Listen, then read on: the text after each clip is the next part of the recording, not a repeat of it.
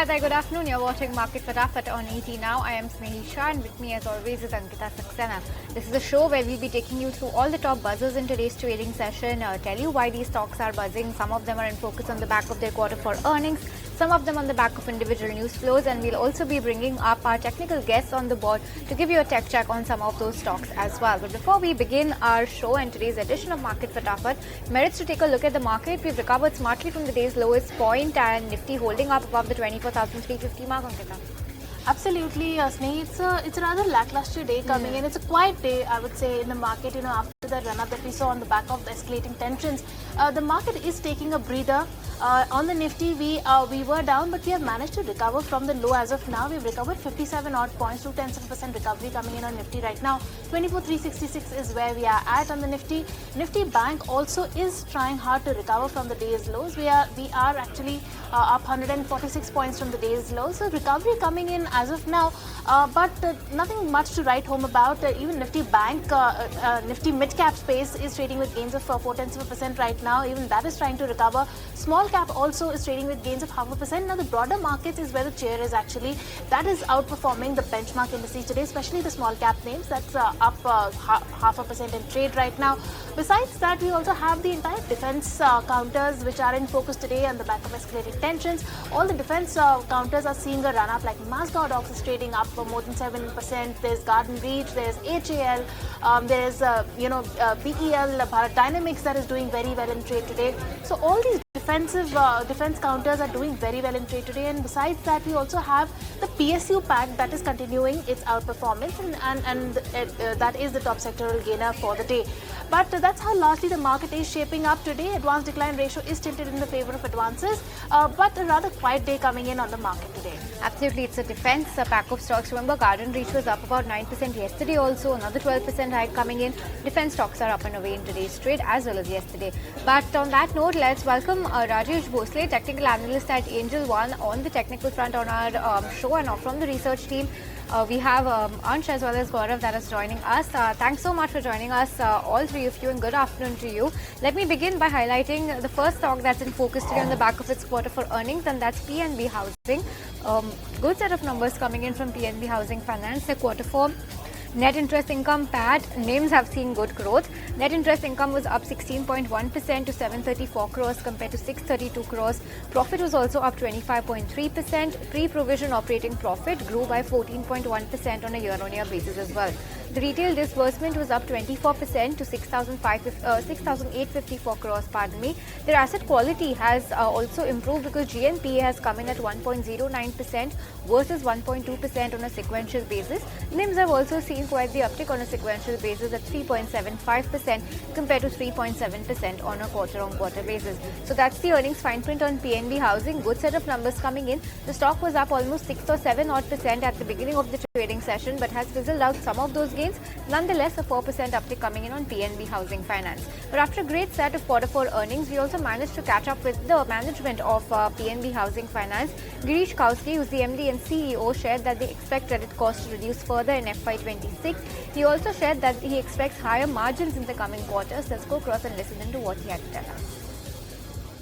In FY26 also, there will be a good amount of write back. And to that extent, our credit cost will be negative in FY26 as well. We are very, very confident. We've been, trying to collect from recovery pool, not just in FY25, even in FY24. And we have a total pool of about 1,400 crores. So we expect similar kind of recovery in FY26 as well.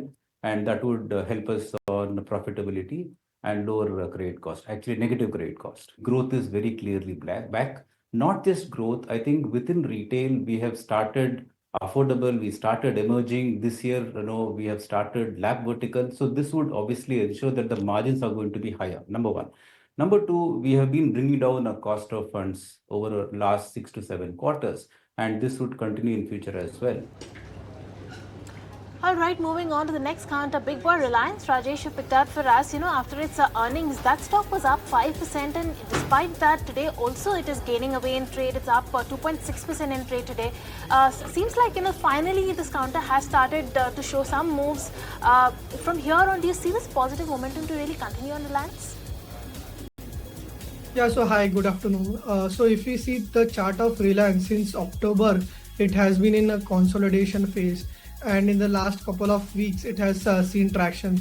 This week itself it is up around 8%, but this is a kind of a stock when it picks momentum, the rally continues for in the near term. And based on the chart structure, we can see prices trading above the golden retracement of 61.8 retracement, and also we are seeing a technical breakout of saucer formation. So possibly in the near term the stock can head towards the 1500. So having a positive bias, any dip could be a buying opportunity. The long term 200 DMA placed around 1360 to 1380 is likely to act as a strong dip. So a positive bias on this key heavyweight. Alright, moving on then to the next counter that is in focus today, and that is TVS Motor. Now remember, TVS Motor has posted a decent set of numbers, and also the commentary came out to be very positive.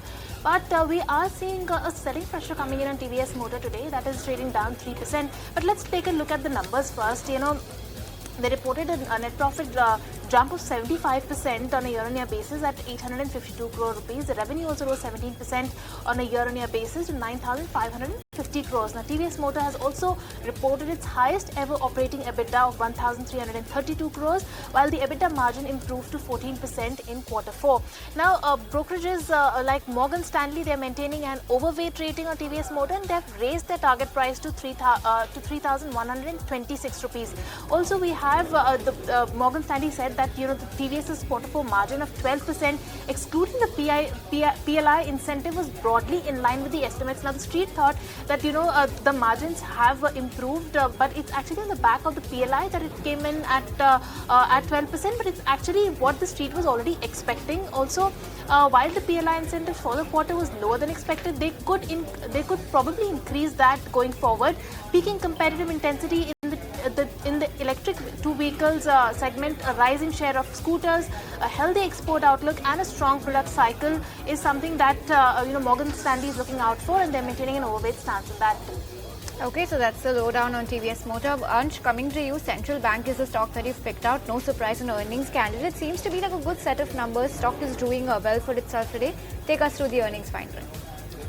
That's right, but if you talk about NII, then that has actually gone down by around 4% on year-on-year basis, from 3,541 crore to 3,399 crore.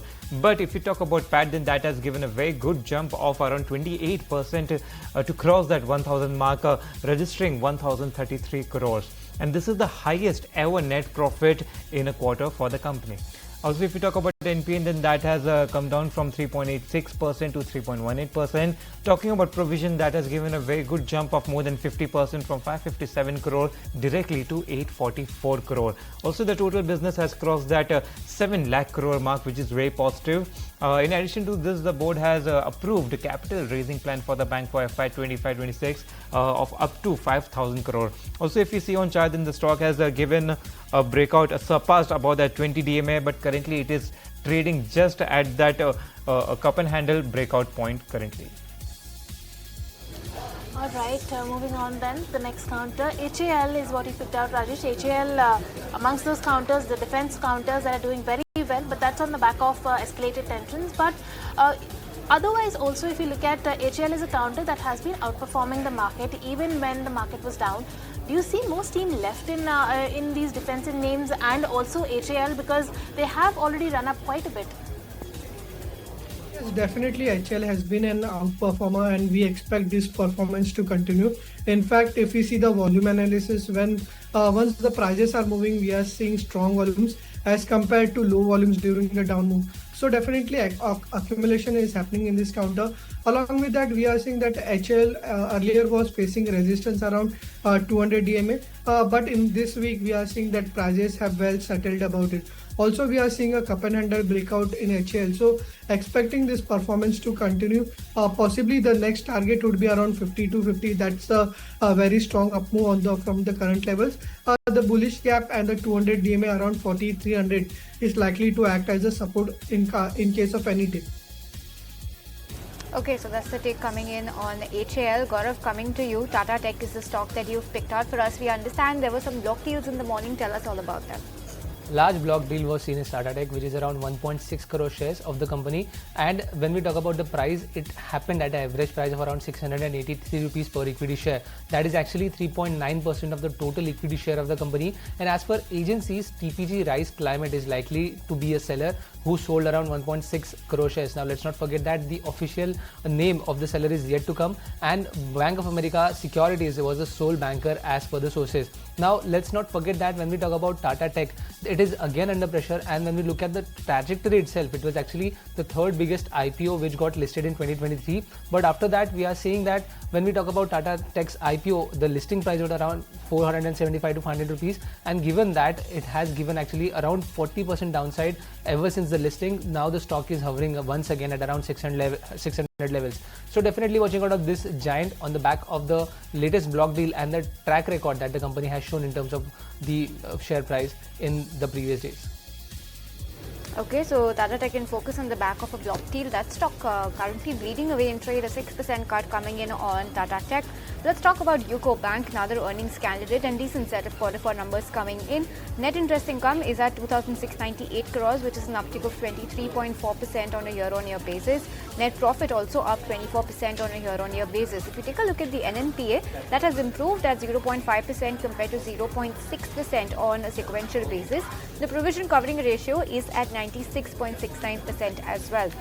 The bank's total business rose 14% year-on-year to 5.13 lakh crore as of March, driven by a 17.7% growth in gross advances as well. So overall, looking very good for UCO Bank. The stock is up 4% as we speak. Very solid, strong and solid set of numbers coming in for UCO Bank. Alright, moving on then to next counter, Cipla. Rajesh, you picked out Cipla for us on the charts. Tell us what you see on this for this counter. It has not moved up much, but even in the last 1 month, it has given some good moves of 7-odd%. From here on, do you see it going higher? So yesterday, entire pharma space were buzzing, but today we are seeing profit booking. But if we consider Cipla, Cipla has given a strong breakout since December. It was facing resistance around 1530 levels. But that that resistance has been taken out. Along with that, 200 DMA has also been breached on the upside. So overall bias is positive. It's in a consolidation phase, but we expect this positive momentum to continue. So possibly 1610 to 1630 is what we are expecting in the coming weeks, with a strong base formation happening around the 1500 levels. Alright, so that's Cipla on the charts. But moving on to the next counter, that's Adani Wilmar, or AWL Agri-Business, which was formerly known as Adani Wilmar. That has reported a 21% year-on-year increase in consolidated net profit for the Q4. Now, that came in at 190 crores as compared to 157 crore in the same period last year. The revenue rose sharply by 37.9% on a year-on-year basis to 18,230 crores, marking the company's highest ever quarterly revenue, supported by an 8% underlying volume growth. Now, the EBITDA stood at 449 crores, which was up 25.8% on a year-on-year basis, while the EBITDA margin narrowed slightly to 2.5% from an earlier 2.7% from a year-ago period. And the company has also closed FY25 with a record full-year revenue of 63,672 crores, which is up 24% on a year-on-year basis, with underlying volume growth of 9%. Now, it has also delivered its highest ever annual operating EBITDA of 2,482 crores during the year. And commenting on the performance, Anshu Malik, who's the MD and CEO of the company, said the company has delivered another strong quarter and achieved the best ever financial year performance. They recorded a 24% year-on-year revenue growth in FY25 and achieved the highest ever full-year revenue of 63,672 crore rupees. On the back of that, Adani Wilmar is up in a way 6.2% on the back of that strong set of results coming in. Okay, good numbers from Adani Wilmar as well. Ansh, coming to you, you've picked out a stock that's a rare stock today. It's not an earnings candidate, but yet in focus. I'm talking about Coforge. Tell us what's the reason the stock is in focus today.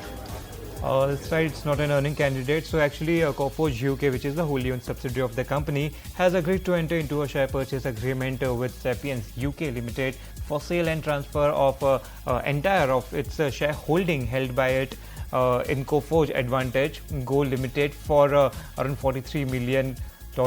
whereas the execution date of the share purchase agreement is 28 April, which was yesterday, and the parties are targeting 4 to 6 weeks for completion of the transaction from the execution date of the share purchase agreement. Also, if you see on chart, then the stock is up by around 2%, and with this it has also touched a 3-week high level.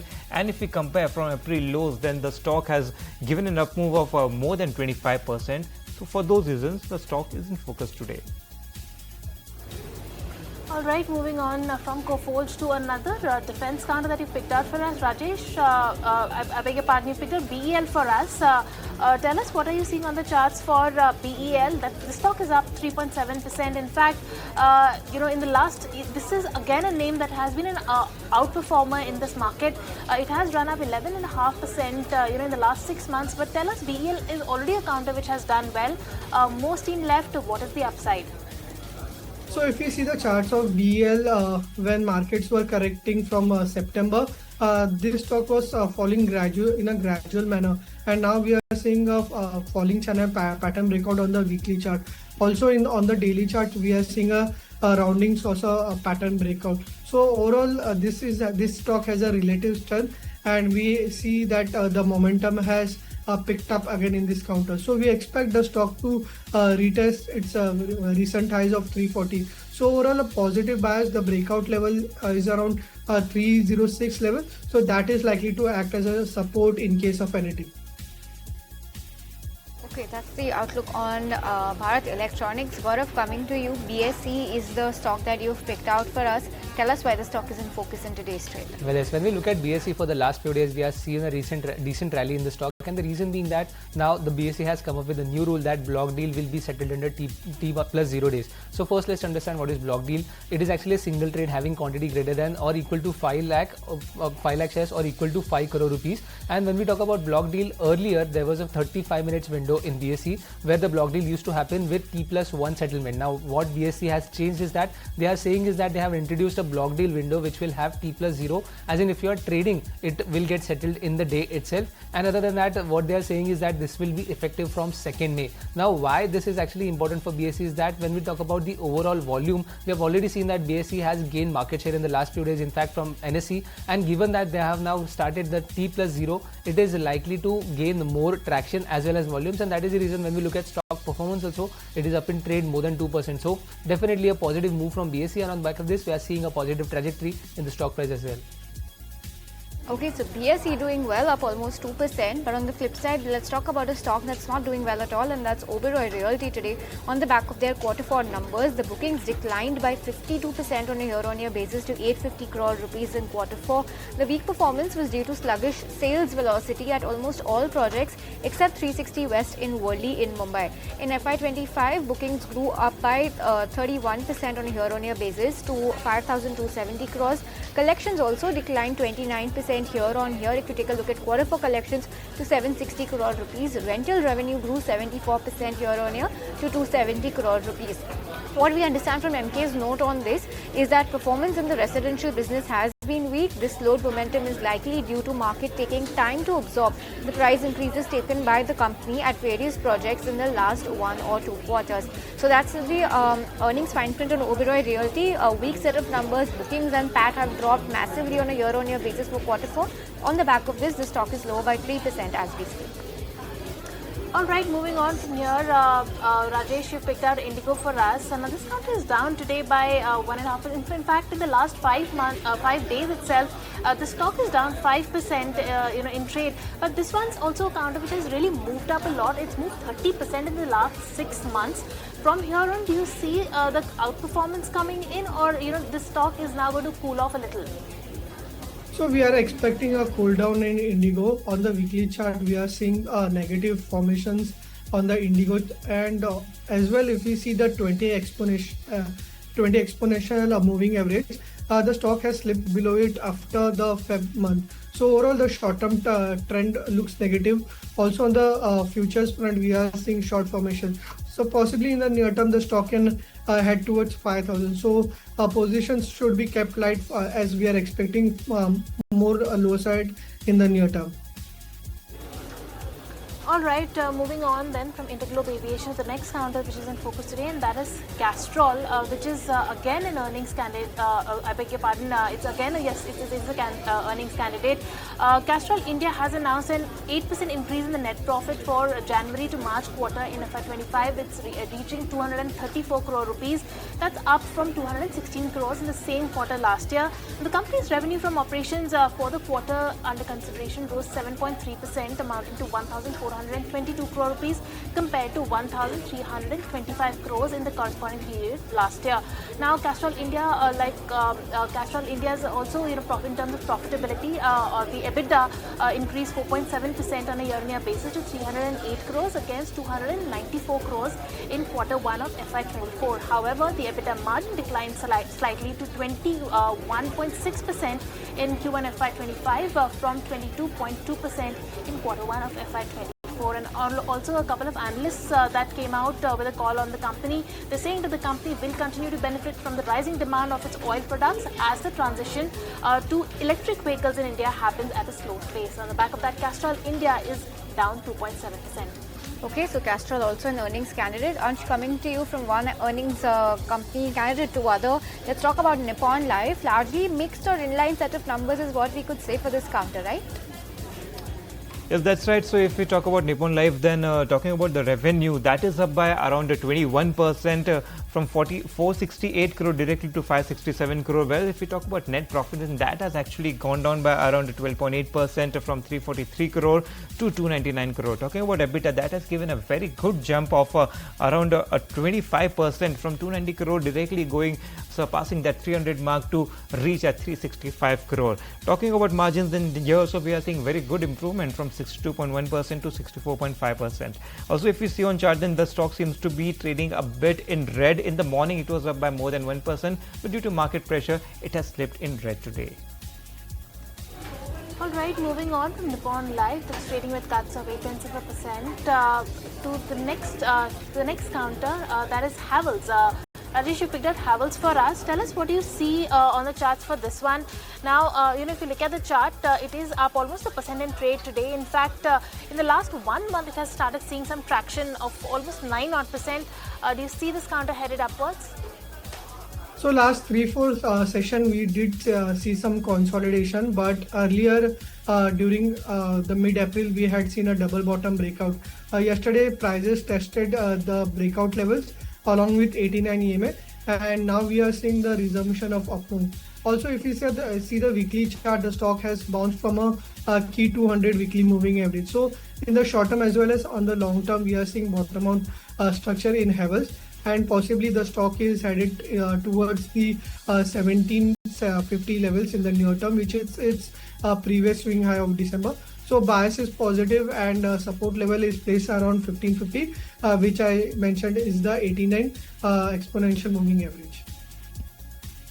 All right, well, on that note, we'll step into a very short break on this edition of Market Fatafat and keep it going with all the big buzzers in today's trading session just on the other side of the short break. So stay tuned and we'll be right back.